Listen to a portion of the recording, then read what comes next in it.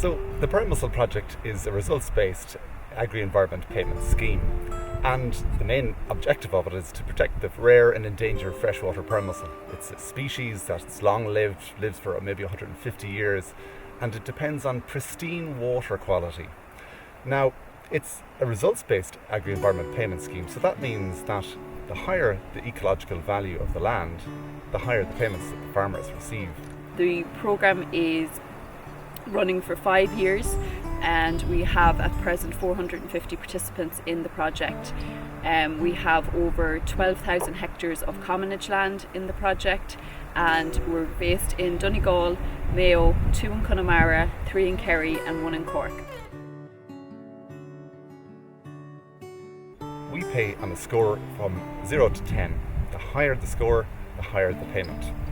And that has the effect of creating a market for ecosystem services, for ecology, for clean water and for carbon in this kind of environment. So it's a new market for farmers in these areas. It's an additional source of income, and it's very, very flexible as well. There's an additional payment stream for supporting actions. So if, for example, a farmer is scoring low on a given plot or has a lower payment, there's an additional supporting actions budget there to enable them to increase their score through doing an action, maybe fencing off a watercourse, it may be putting in a footbridge, it may be other improvements around the farm.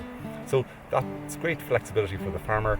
It's within their control to increase their score or reduce their score.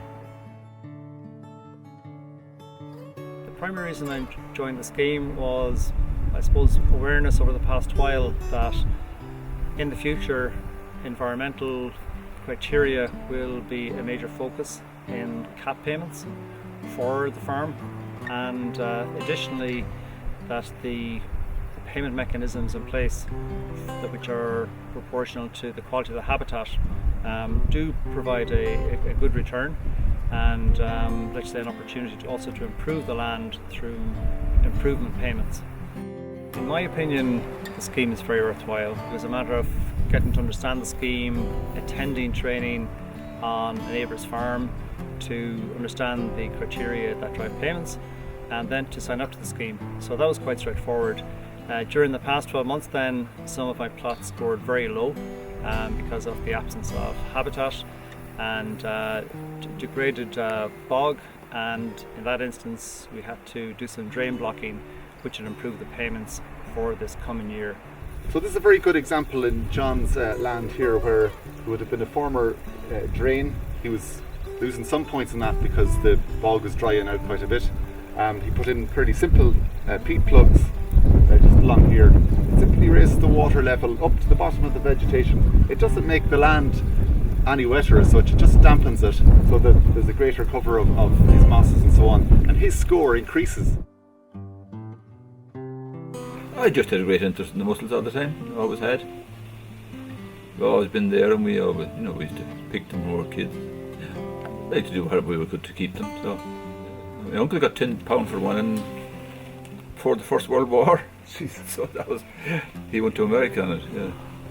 What did you have to do on your farm to receive a payment from the programme?